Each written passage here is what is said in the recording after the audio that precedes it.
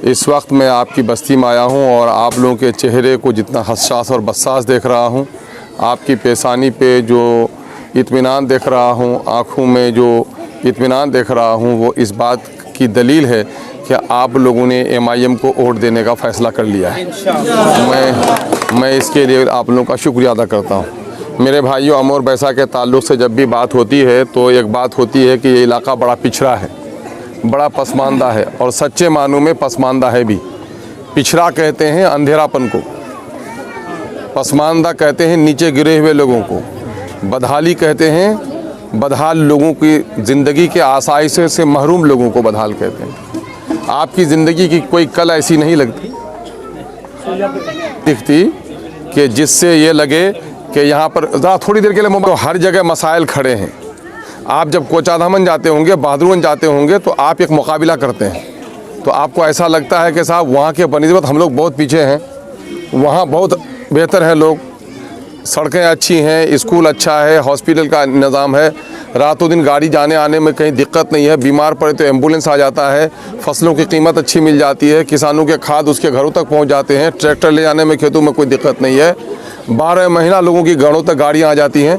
लेकिन जब अपना मवाजना करते हैं तो मैं समझता हूं कि 6 महीने तक यहाँ बीमार भी कोई पड़ जाए। ए बेटियों सुनो कि आज हमारे यहाँ बहुत सारे बीमार भी पड़ जाते हैं लोग और वहाँ पर एम्बुलेंस नहीं आने के नतीजे में वो सिसक कर मर जाता है और डॉक्टर के यहाँ दवा उसे नसीब नहीं होती।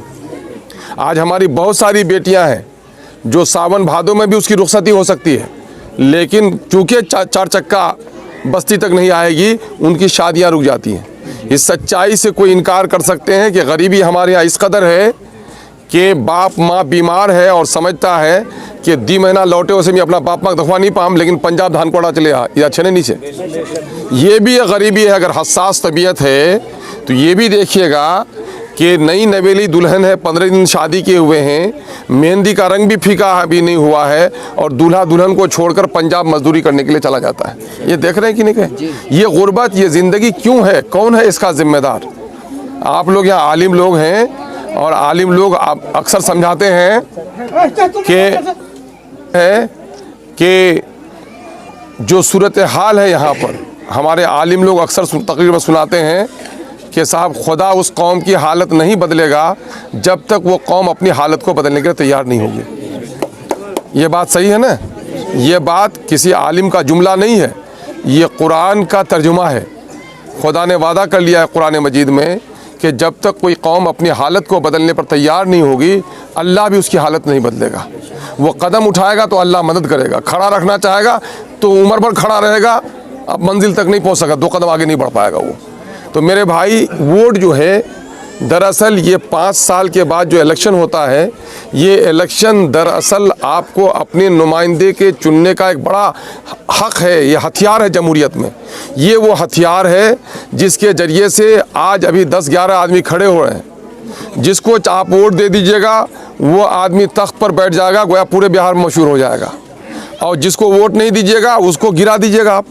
तो आपके वोट में अगर किसी को तख्त पर बैठाने की ताकत है तो आपके वोट में तख्त से गिराने की भी ताकत है। जनता बैठाती है और जनता उतारती है। अगर इस वोट में ताकत है तख्त पर बैठाने की और तख्त से उतारने की, तो खुदा की कसम मेरे भाइयों, इस वोट में ताकत है अपने इलाके की तकदीर बदलने की भी, है ना? लेकिन हमने और आपने क्या किया? हमेशा ये नेता जीते गेल, नेता हारे गेल। नेता जीतो हारो खाली नहीं, अच्छा नेता अगर जीते गेल तो जनता जीते गेल, कोई ना अहल नेता जीते गेल तो जनता हारे गेल, है ना? अब तक जो वोट दिलो तुमरा इच्छा वोट दोबार दीदा बुनियाद कर लो इच्छा असबियत को चे। मौली साहब तकरीर सुना, असबियत इस्लामत हराम छे, शराब हराम छे फी नफ्से ही, और असबियत अमलन हराम छे। असबियत कहल जा अपना वसूल और इंसाफों ताकेर पर रखे जात बिरादरी अपना इलाका लोगेर बेजा तौर पर साथ देना। इच्छा की कह लो, देख इधर उधर अगर वोट करबो तो नहीं तो कोठरा जीतिया तो, इधर उधर वोट करबो तो कुलिया जीतिया तो। हमरा सब सुरजापुरी एक है जा।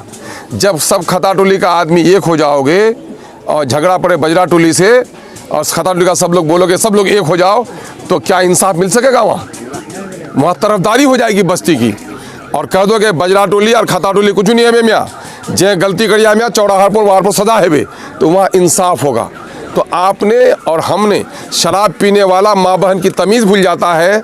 आज जब कोई कौम असबियत का शिकार होती है तो वो इंसाफ भूल जाती है। तो शराब पीने वाला डोलने लगता है और इंसाफ भूलने वाला खुद से मास्टर साहब को बचपन में शायद पैदाइश हुई होगी, डॉक्टर घर पर नहीं आ पाया होगा, अब्बा ने रखा होगा नाम मजलूम, और कि ये मजलूम है हमारा कि आज मेरा बच्चा बीमार भी पड़ा तो डॉक्टर के यहाँ जाने के लायक नहीं है पैदाइश के वक्त। तो ये मजलूम आबादी जो है हमारी, ये मजलूम आबादी क्यों है? एमएलए को किस काम के लिए वोट देते हैं? ईशामी पूछे हंचार लोग कुछ नहीं छोला, क्रिकेटर खेल लगे छोला, ईरानी कहबे कि हमारा खुद सियासत हो जानी। एक बहुत बड़का आलिम कहले हिंदुस्तान कि तुम्हारा बच्चा बच्चा, हम आलिमों से कहते हैं, दीनदारों और सूफियों से कहते हैं, जो लोग नफल नमाज लंबी लंबी पढ़ते हैं और पंचायती में नहीं बैठते, उनसे कह रहे हैं कि सियासत को समझिए। अगर सियासत नहीं समझिएगा तो दाढ़ी भी नहीं रहेगी, टोपी भी नहीं रहेगी, नफल तो कुजा फर्ज भी नहीं पढ़ पाइएगा। मैं नहीं कहता हूँ, एक आलिम ने कहा कि तुम्हारा बच्चा बच्चा 5 वक्ता नहीं तहज्जुद गुजार हो जाए। अगर तुम सियासी शऊर से आगाह नहीं हुए तो तुम्हारे 5 वक्ता पर भी पाबंदी लग जाएगी। अभी देख रहे हैं, आज से 25 साल 50 साल पहले कोई दाढ़ी रख करके जाता था ट्रेन पर तो कोई घबराहट नहीं थी, टोपी पहन कर जाता था तो लोग अपना तौलिया से झाड़ कर बगल में बैठाते थे। आजकल बहुत सारा मौलवी साहब सूफी साहब टोपी को कस लेता है जेब में और दाढ़ी में अपना तौलिया ढक लेता है ताकि पता नहीं लगे कि मैं मुसलमान हूँ। ऐसा है कि नहीं है? आपके और हमारे बहुत सारे बच्चे जो दिल्ली में है, पंजाब में है, वो हाथ में कंगन पहन लेता है, कान में बाली पहन लेता है, नाम है उसका अबू बकर, तो अपना नाम रखा हुआ ढिल्लू, किसी ने अपना नाम रखा बबलू, किसी ने नाम रखा गुड्डू। वो अपना नाम बताने में घबराता है कि कोई मुझे मुसलमान नहीं जान जाए। ये बात पता है कि नहीं है? कौमें मुर्तद कैसे होती हैं? मुर्तद कहते हैं दीन से फिर जाने वाले को, ऐसे ही मुर्तद होता है। बहुत सारे लोगों ने नौकरी के खातिर दाढ़ियाँ छटवा ली, बहुत सारे लोगों ने नौकरी के खातिर सर से टोपी उतार लिया। आज बहुत सारी बेटी बाहया जाना चाहती हैं लेकिन ट्रेन पर बुर्का पहन कर नहीं जाती हैं कि लोग मुझे मुसलमान समझकर कहीं मेरे साथ जुल्म न करें। ये कौन मुल्क है?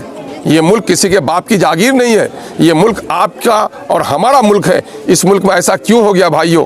ऐसा इसलिए हो गया भाइयों कि हमने मस्जिद का मीनारा खड़ा किया, देखा कि पक्की ईंट छेकी नहीं, टंटनिया लोहा छेकी नहीं, मिस्त्री अच्छा छेकी नहीं, मस्जिद हम खूब अच्छा से बनाना चाहिए। लेकिन जब मुखिया मेंबर एमएलए चुनाव जरूरत बोल तो हजार सीमेंट के दिए मस्जिद भोजो तो को मैं के हाल में धो मोर बाप मिलते हुए चले हुए नमस्तान वो आदत ही वोट दे दिलो। सवाल ये पैदा होता है, डॉक्टर की मीठी जबान नहीं, डॉक्टर के यहाँ का गद्दा नहीं, डॉक्टर असल ये है कि आपके बीमारी को पहचान पाए और उसकी अच्छी दवा लिख पाए। बहुत मीठी मीठी बोले और बाप को दवा दे, 6 महीने तक खांसी नहीं दिया जाए, तो ऐसे नाकार आदमी के यहाँ जाइएगा क्या? लेकिन यहाँ पर 35 सालों से आपने जो एमएलए को वोट दिया, एमएलए को 3 काम की वजह से वोट दिया जाता है।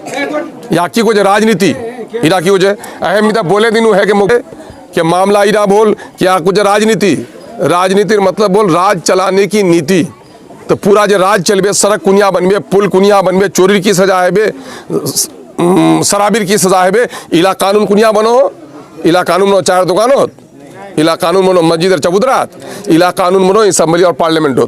तो उछा तोर एमएलए पहला काम इरा छे कि उछा जो वह सरकारी जो नियम बनबे उन नियम उछा देखभाल करे और उन नियमों अगर कोई गलत कानून बनो, अभी उर्दू पर पाबंदी लाए गेल, मेट्रिक तो उर्दू नहीं पढ़ा पावे है ना, अभी मदरसा पर तो पौधला पाबंदी लगवा जा। एमएलए एमपी काम छे कि इलार खिलाफ में आवाज उठे। 35 सालों कभी देख लो मस्तानों बोलते, ईमानदारी से बोल दी, कभी देख लो। अच्छा, दूसरा काम इरा होचे कि सरकारी खजाना जला पैसा जमा होचे, उला मंत्री प्रधानमंत्री मुख्यमंत्री बाफेर नहीं होचे, उला पैसा जनतार कमाई होचे। बेटीर साड़ी टैक्स, बाफेर कफनो टैक्स, तोर जूता टैक्स, टोपी टैक्स, टीका टैक्स, सबला टैक्स से पैसा जमा हो जाए। वहाँ से बनो सड़क, वहाँ से बनो पुल, वहाँ से बनो नदी कटाओ काम। नेतार दूसरा काम छे उला टैक्स से पैसा से अपना इलाका काम कराना। कभी मस्तानों कोई काम लड़ता हुआ देख लो। तीसरा काम हो चे एमएलए के वह वो से की करे, कभी बलोगत लोगों को लूटो, कारो मुटे से नहीं बोल, दाखिल खारिज नहीं बोल, काको फसलेर मावजा नहीं मिल ले, काको बेगर कसूर पकड़ लिया तो प्रशासन पर रोक लगाना। कभी मस्तानों देख लो इरा काम करते तो मी मजाक होत बोली तो मस्तान लोग बड़ा बेची नहीं है जा।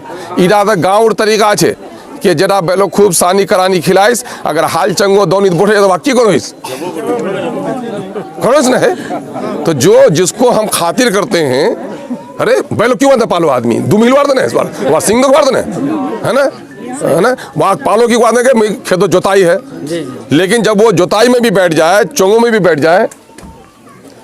बैठ जाए और दौनी में भी बैठ जाए तो उसका असर क्या होता है? जो उसका असर करते हैं ऐसा नेता को जो असेंबली में बोल नहीं सके, जो प्रशासन पर रोक नहीं लगा सके, जो तरक्की का काम नहीं कर सके, उस बैल का हसर करना आप पर वाजिब है, करना वाजिब है। ये लोग बोलता कि अस्तुमान सख्त बोलता, मैं सख्त नहीं बोलता हूं। मैं तो कांग्रेसियों को कहता हूं कि कांग्रेसियों कान खोल कर सुन लो कि तुम अगर आज उसका मस्तान साहब का साथ दे रहे हो, कल क़यामत के मैदान में अगर तुम आखिरत पर यकीन रखने वाले तुमको जवाब देना पड़ेगा। चूंकि दुबला घोड़ा पर अगर 3 आदमी चढ़ ले तो जालिम कहेगा कि नहीं उसको? तो ये एक आदमी जो कभी आवाज नहीं उठा पा रहा है, ये एक आदमी घर कट जाए तो दौड़ के जा नहीं पा रहा है, उस बेचारे पर ये बोझ दे रहे हैं। मैं मस्तान का दोस्त हूं,